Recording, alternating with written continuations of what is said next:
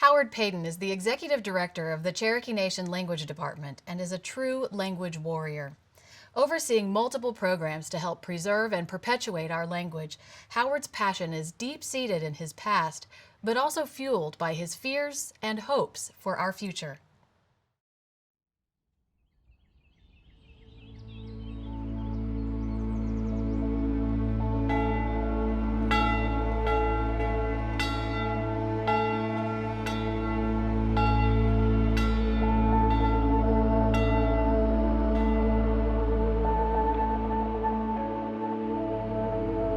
We are an ancient people, extolled by Ꭶ噚ṕᎯṕഥန့ to keep certain ways intact until the very end of time. All these things hinge on our sacred language, and without it, we can't remain a people which we were created.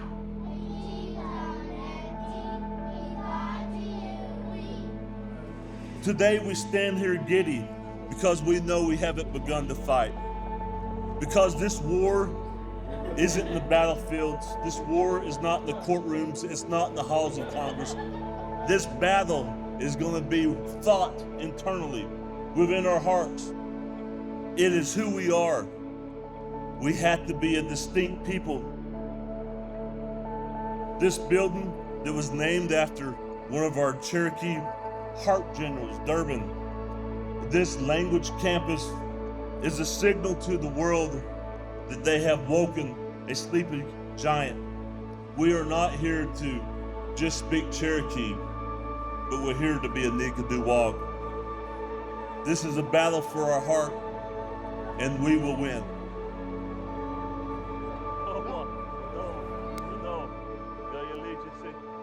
Udawadis tisquatni dawado, chalat gon his newsas daglo staniho. I'm Howard Paden, and I work at the Language Department, and I'm the Executive Director here for Cherokee Language Planters, what we are. My dad was an evangelist, so we moved quite a bit. I think I was in 9 different schools, and Cherokee was really important. We have to make sure that it still continues to exist and that there was a responsibility. It wasn't just an identity. I think about 3 or 4 years old, one of the things I had told my dad, one of my life goals was to learn the language. And so finally, in the 3rd grade, we came back to Stillwell. So we got to get boy home so he can learn our language. And that is Alicia. It's my wife. I had started going to church in Salamo Springs. I met Alicia. We had a youth group. There was one night I had a dream that just praying for people. Woke up and I was working the altar, but it wasn't in English. So I got up the next day and I said, I think we're supposed to go overseas. And we went to Cochabamba, Bolivia. We got to hang out with Quechuas and Amaras and all these tribal people, and it was just like home. It was like being with Cherokees. So they taught Spanish. You just go in and have these teachers that refuse to speak to you in English. At some point, something broke. I could understand what was going on. I remember coming home and it's like, man, this needs to be in Cherokee. That style of teaching, this is how you save language. When I came back, there was times that second language learners would all gather and we'd fast. What we'd fast for is God sent us a leader that will help save language. We went to Durban. So Durban, we want you to be our leader. It's like, guys, I can't do that. I'm not to the place that I used to be. If you knew Durban, he just had thousands of documents that he had been writing on for years, and he was taking different books off the shelf. Finally found this book and he flipped it open. It's all of this plan of how to build a master apprentice program. He said, hey, is this what you boys are wanting to build?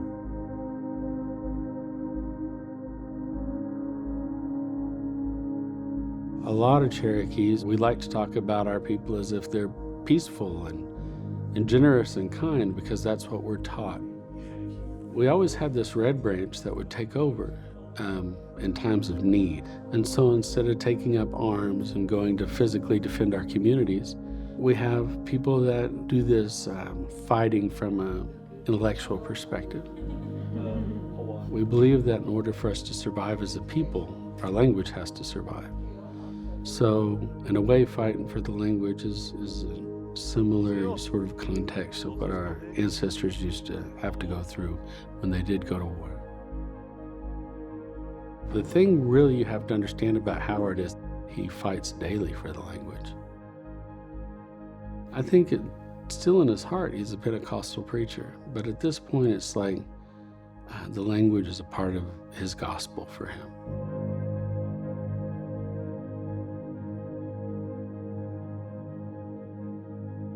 Imagine losing a fourth of the plant population. This is what's happening to languages. And you realize that there's an ethnosphere that's dying. We have about 1,800 Cherokee speakers, so they're less than 0.5%. They have the original design purpose of what our Creator made us to be. They see the world through the lens of true, authentic Cherokees. It's a world that has several dimensions of thought and understanding, details that surpasses what we fathom, and it's really, really hard to articulate. When they tell a story in Cherokee, it's so descriptive that it's a movie that runs in front of them. That's what's happening in Cherokee speakers' homes. It'd be like putting on them glasses while you're in the theater. That's the difference of it. Just talking, you see it. Folks that haven't been able to stick their head in that bubble and see, they're not wrapping their heads around what we're losing. And it scares me. It scares all of us. We work all day on different ideas and how to advance this language, how to advance the cause, and get home and go check on cows, feed cows. That's my job. It's not no shit, but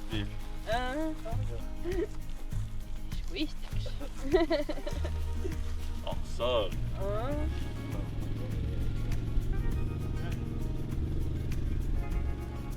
Just round right through here, and we'll go look at them other cows.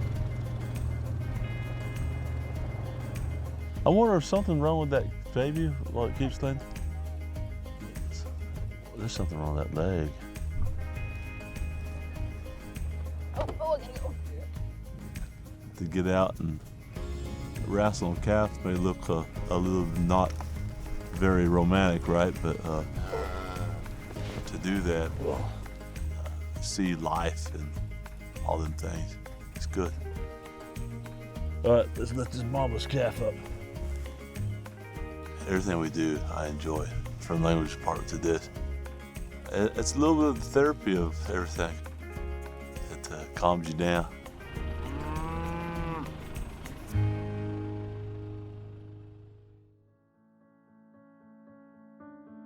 We have a family now in our village that have their kids here at immersion. Their whole family's ran in Cherokee. They go visit the elder next door. And we're about to break ground on 8 more houses. There'll be at least 7 villages that's ran in Cherokee. There'll be more schools, and then there'll be businesses that's ran in Cherokee. What we want is there never to be a time on this planet that we don't have first language speakers. There's concepts that the modern world argues that doesn't make sense in Cherokee. There wouldn't be a debate whether or not it's fine to have pollution or not, because there's a relationship that's familial. you have that level of understanding, you look at the world different. It's built in. So if we was able to do that in the Cherokee heart, overnight, the earth would change. So we're fighting for the world. That's why it's important.